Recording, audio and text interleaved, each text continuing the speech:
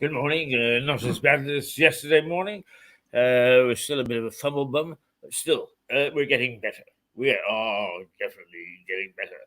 I'm Keith Hayes. This is Mirador Television, broadcasting out of the White Hart Hotel in Lewes, East Sussex.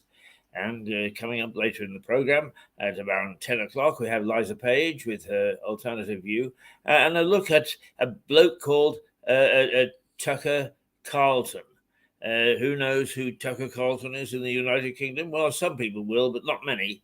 And he is causing a stir in the United States. Believe me, he's causing a stir. So we're going to take a look at Tucker. Who is he? What's he doing? And why has he got everybody riled up? For the moment, it is a question of looking at our news and what's going on in our headlines. And is the world as bad as sometimes we wake up to think, oh my God, not more. Not more, not more, not more. Everybody's fighting with each other. Nobody can agree. Everything is wrong in the world, according to all our leaders. But then again, our leaders, if they've got it wrong, they should know, and it's right and proper that they should let us know. Not very often that happens, but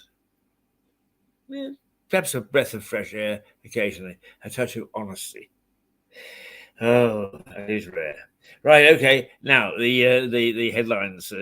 The Archbishop of Canterbury is still right in the forefront of it, with the Metro reporting that he's an arch enemy of Rishi Sunak, as the two of them are really hitting on one another, and they're not seeing eye to eye about anything.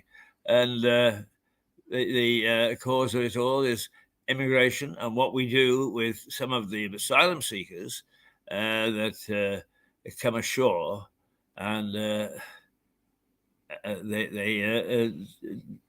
then expect to stay here. They ask for asylum, which takes a long time to either say yay or nay, and as a consequence, they are staying here at the taxpayer's pleasure. Otherwise, yours, mine. And Sunak is saying, and has said for a little while, enough is enough. But one of the things that they've done is they made a deal with this African state, Rwanda, to take some of these people and keep them in what we're told are reasonably good circumstances.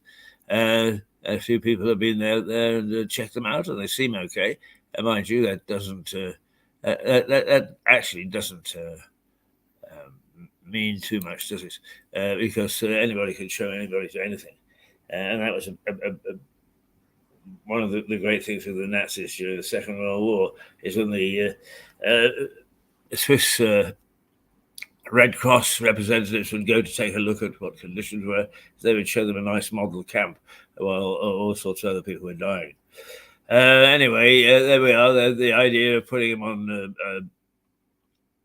on barges has been discussed. I don't know whether it's been rejected, but the main thing is to go to Rwanda. And the Archbishop of Canterbury, our friend Mr. Welby, no, not Welby, I don't know what we call Archbishop of Canterbury, sir. I don't really know.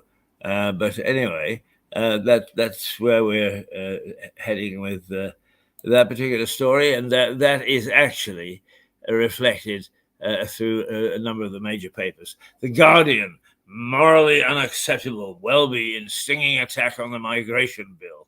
The migration bill is being picked apart in the House of Lords before going back to the Commons for a second reading. And the experts say that it won't bear much relationship to the one that went to them.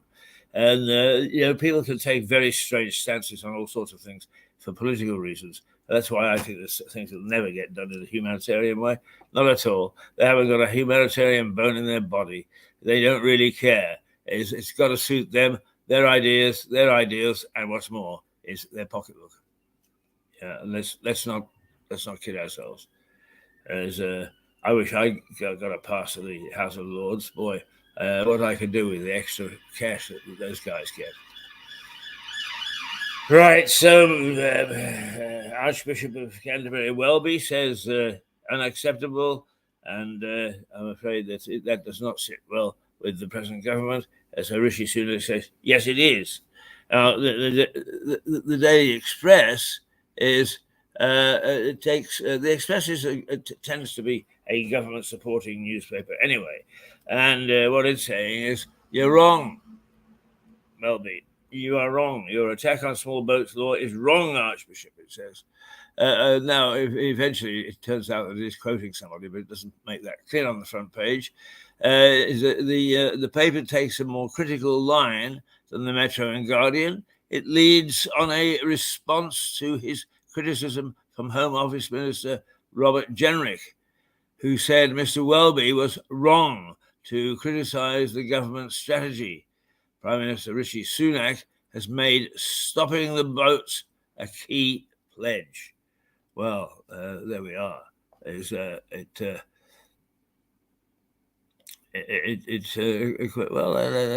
a look at the barges again, because they're a key part of all this. Right now, the Daily Mail front page has disappeared off my screen, but I just so happen to have it.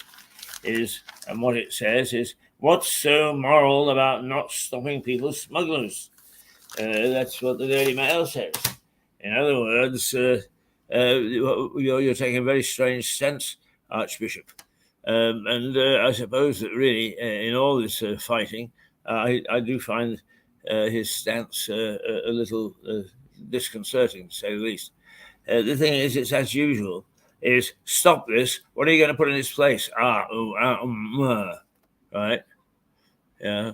Let's farm them out to holidays on Sundays, for God's sake. No. The Times, the NHS, it's got a different story. The NHS plans to send more doctors into GP surgeries. Right, well, what's that all about? Doctors without consultant-level training could be drafted into surgeries in order to cut down on waiting times and to meet staffing shortages. It says the NHS bosses are keen to allow an intermediate class of doctors to work in surgeries for the first time. But some GP leaders are sceptical about the proposal. Mr. Welby, speaking against the government migration strategy in the Lords, is the main image on the front page. Yes, okay. Right, slight check. Right, now, here is the next controversial issue. The Financial Times says that the government is preparing to stop people moving to the UK in order to join families who are here only on a studying visa. Well, now this seems to make common sense to me as well. So little Teddy goes to Oxford, very commendable, and indeed we welcome him. We give him a visa to stay in this country as a student, and then the next thing you know is he says, "Well, hang on, I want mommy and daddy to be here next to me. So yes, let's get mommy and daddy." And well, you don't understand. I want mommy and daddy to stay here forever in perpetuity. That's the sort of visa we want. Yes. Well, I think even the worst critic of the immigration system would say not terribly good idea, and not right. Okay. The Daily Telegraph. Whitehall blob halts the repeal of Brexit law. Have we got a Brexit law here at the moment? I don't think we. Well, this will do it, I guess. Yeah. What? Forgive me, because we are so cynical about civil service or executive. In other words, people work for the government or work for the councils or whatever. Civil servants. They do have huge amounts of power. And what the Telegraph is saying is that the government has turned a U-turn on plans to scrap all the remaining European Union laws by the end of the year. Telegraph says that the old civil service is to blame. Ken Badenoch, the business secretary, blamed Whitehall officials for not pursuing the meaningful reform the government committed itself to under Boris Johnson. Around 600 laws will be revoked rather than the 4,000 pledged.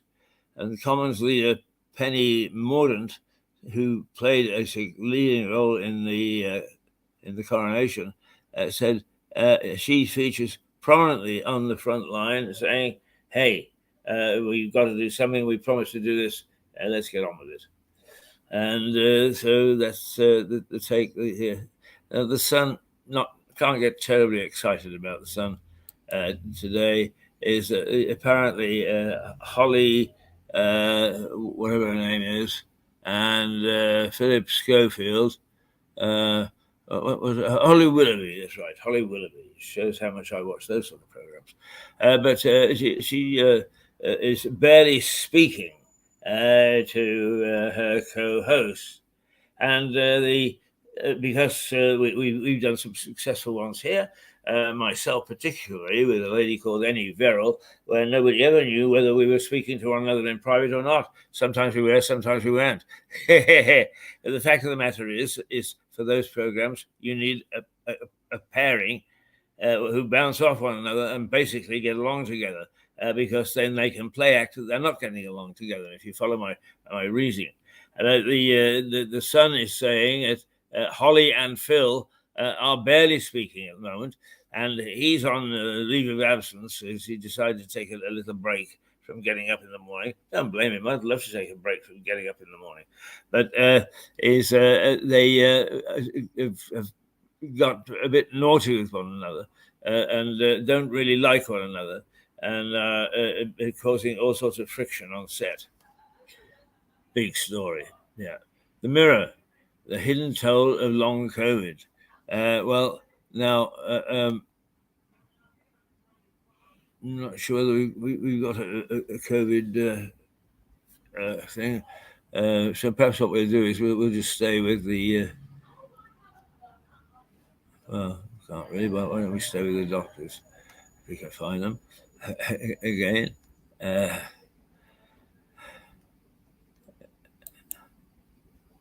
Yes, there we go. Is what the Sun story is, or the Mirror story, sorry, is an investigation about the legacy of long COVID in the UK.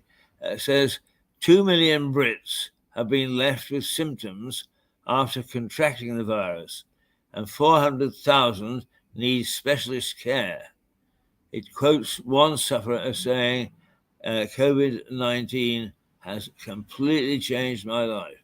Well, you can say that again. It's changed a lot of people's lives, including mine, I say. Dramatically. So there's nothing new there. But it's saying that there is a strain of COVID that is still striking at the heart of Britain, is, I think, slightly new. Now, the unfortunate thing is I couldn't find a picture in time, I don't think, of the last story from the Star, our lovely Daily Star. Oh, my goodness me. It's a wonderful paper, isn't it? What it's got is a man on the front cover flexing his muscles in a white vest, or a singlet, as we would call it, in days gone by. And the singlet is showing off even the hair under his arms. And the title is Cool Britannia. And what the good old Star is saying, there's dedicated its front pages to a story neglected by the other national newspapers, while vests, it reports, are hip again. That's according to fashion analyst Gina Rogers, who says the humble singlet has become super cool. It's time for the Star to tell its readers to invest in a thing that buy a vest and see the world. Oh. Dear. We hit something there. Let's see. Well, shall we? We'll take a quick look, I think, at local stuff. Well, we need to see the weather first, don't we? We haven't had time to get our little vignette going. Lewis BBC weather. There we go. So it should come up in a minute. It should.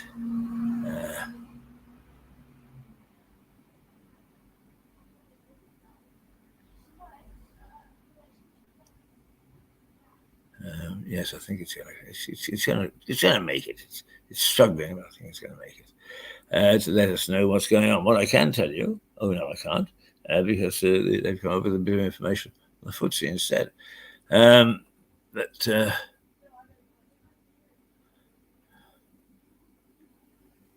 when it plays up, it plays up. And here we go. Right, today is the high is going to be 16. It's been a much of a muchness throughout the week. That is not unpleasant. The low is 7 degrees, and it's light rain showers. I mean, they were very, very, very light yesterday. Didn't notice them particularly. Light rain showers and light winds. So yes, once again, a very pleasant day. If you're going to get showers, it looks as if the worst time is going to be about 2:00 this afternoon. And after that, we get back to a very early evening. We've got a nice display of sun. Looking ahead till tomorrow is Friday, the 12th. Here is the weather for tomorrow. It's going to be a little cooler tomorrow, down to 14 degrees, but the low is 9, so within a given range. But we are going to get far more rain tomorrow. Before Saturday will be a brilliant day all round. No rain, no fog, no nothing except brilliant sunshine. Wowee, wowie, as they say, in all the best circles. Let's try and see if we can whether there's anything on the local scene worth taking a look at. There we go. Is right the inbox? Yes, we're on the inbox. Is Sussex Live News. A young child was hit by a lorry. A child hospitalised. This was yesterday, I think. And where did that happen? That happened in. It will tell me in a minute, or it should. It's been difficult this morning. Been difficult. We'll try again. No. Doesn't want to play ball. It doesn't. A child hospitalised with serious injuries after being hit by a lorry. I can't tell you where. The A27 full weekend closures, cancelled savings town from traffic. Closures cancelled savings town from traffic chaos. Not sure what that's about. An urgent search for a missing man, and a British man facing 70 years in jail for Twitter hack that targeted celebs. Wow. Oh, that sounds pretty fierce. And that's the way it looks from the traditional news point of view. Now, one of the things that on Saturday that we've got going here is the reenactment of the Battle of Lewis. And I tried yesterday to get hold of the people from that reenactment to ask them to come and be interviewed or make a statement so that they could get first-hand from for you what's going on. One of the things that I find absolutely frustrating is you want to get hold of somebody and they have this little form. Please fill in the form. So you have to fill in the form and away you go. But, by the time that you actually finish that, you've gone off why you wanted to talk to them in the first place. I think it's a bit crazy. And so it's 8:51 at the moment. And let's return to two of the things that we have got as bugaboos in Mirador television. Well, let's see, something clicked there, possibly. It's going to show. No, it's not. One of the bugaboos is the elections that took place last week. Now, we haven't seen any of them not poke their head above the parapet. However, they may well have done, because one of the things that upsets us is that the local council has got a policy of letting us all know online what's going on. The fact that over 40%, almost 50% of their electorate is over 40, actually nudging 50, and that they did not grow up in the computer world, it seems to escape them totally until it comes election time. And then what happens is they make sure that they devastate a rainforest or two, putting out this sort of stuff, right? Here. All right. I don't know which one that's for. Vote Labour, this one is, and it isn't quite as big as some of them. But there's a rainforest that's going to disappear. And what is the main theme of what we've got as a bunch of leaders now in this town? Is the theme is green. Let's save the rainforests. Yes, thank you. Do as I say, not as I do. And it is a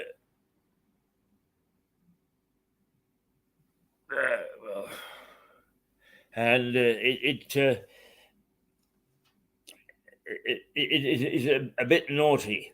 But the other thing is that we are going to be asking in this coming week, this next week, because we give them a chance to get their feet under the table, we ask of each of these parties is why are you so cock-a-hoop?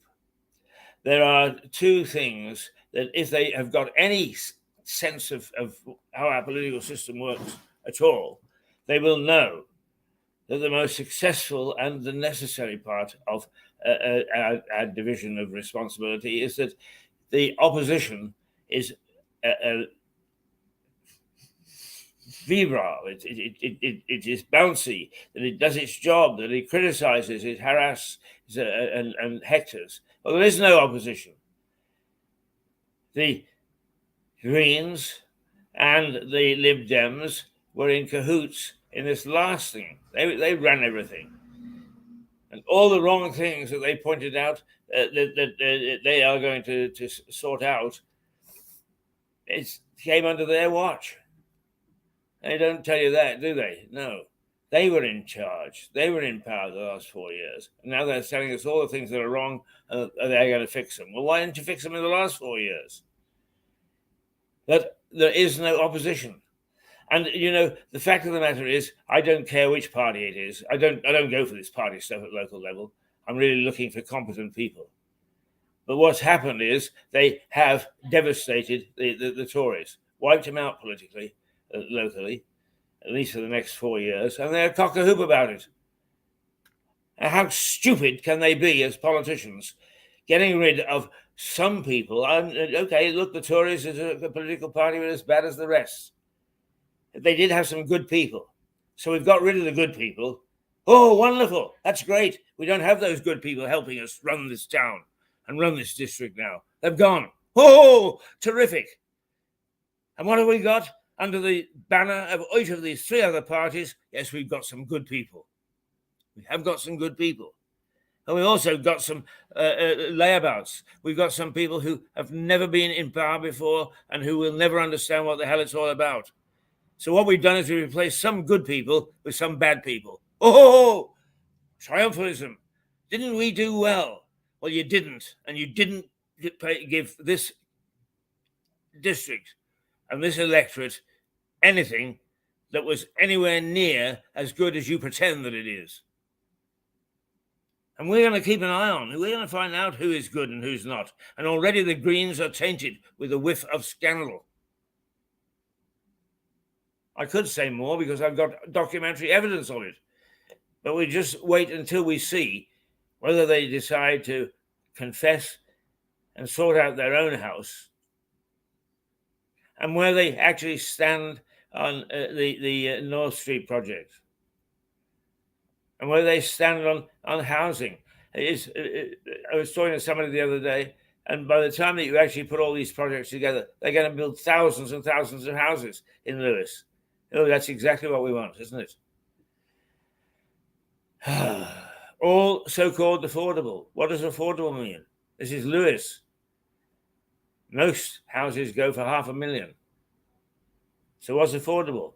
250,000? Hey, you're in difficulty. You want to buy your own house, but you can't afford it. But you've got affordable housing to buy. All you've got to do is to find 250,000. Oh, God, give me strength. There's no logic, no sense, no feeling for the community at all. Or is there? Are we being unkind? Are we being nasty? Are we, in fact, being inaccurate? We don't think so. That every Wednesday there is a standing invitation for people from the local council to come on and explain some of their policies. And what we're going to do is, if they want to stand up to us and say, hey, you guys, you should know better. You've got it all wrong. This is how we are really planning things. We're perfectly willing to listen to them, but we will not listen to silence. You don't want to come on and say your piece and say we've got it wrong. We shall take that as being not caring. You've got your chance, write a reply. And let me tell you this with a straight face. Mirador is gaining audience day in, day out. We've got some real quality people now on this station. We're getting some real quality interviews. We've got real quality people appearing on the screen, and that makes a mark. That makes a mark. So ignore us at your peril. Where are we? Better check on the time. I get carried away. It's 8:58. 2 minutes to go. And I would just say to everybody involved, we are trying very hard. We are trying. This television station is trying very hard to get some sense of unity, to get some sense of fun, to get some sense of thinking outside the box, to try and turn what has become a drab little town, which faffs around about its open, its shopping on the high street, faffs around about its bus stop, faffs around about its development, faffs around about just about everything. It's like fiddling while Rome burns. Well, we want to stop the fiddling. And we did it on the coronation. We created a little soiree where the civil servants, for instance, the police, the fire, the hospitals, could have come together with some of the business leaders off the high street and some of the politicians from the local council. And did they pay any attention? No, they did not. They were too busy gazing at their own bums, saying, oh, look, what a wonderful thing you've done. We've got rid of all these capable people. We've devastated the political party. Oh, wonderful. Wonderful. Thank you very much indeed. That was a real positive statement. You got off on the right foot. And we can see on social media, you're all congratulating yourselves. Well, we're watching you. That's the job of a local television station, is to be the watchdog. We're watching you, and we are not very impressed at the moment. And if you don't like what we're saying, you come on. But you've studiously ignored us so far. So we take it that we've given you the right of reply so far, and that you're accepting what we're saying, and that you're hiding, your head in the sand. That's where we see you. Oh, I filled in 2 minutes with that. Okay. I'll be back in half an hour. Half an hour. I had a wonderful rant there. A wonderful rant. Yes, indeed, I did. Okay. We had better go before I say anything more and really put my foot in it. No, I don't care about putting my foot in it. Let's see some action. Let's see. I know that on this council and in these parties there are some good people, some good thinking people. And yet even they will put their hands up when they're told by their party. Let's have some individual thinking. I wish that in this election we had elected 10, 15, 20 independents, really good people who cared for our opportunity, for our town. How many independents do we get? Big fat 0, along with the number of conservatives we got. Well, you're going to have to make up for that. Those of you who think that you're in power and it's all going to be garden in the rosy in the garden. It's not. Believe me, we expect you to deliver. I've got all your pamphlets, all the grain forests that you shoved through my door. I've got all of them. We're going to hang on to them. What you promise now, we expect you to deliver. Not 50 or 60 electric points for electric motors to deliver 3 or 4, not even yours. Yeah, that's a start. Toodles.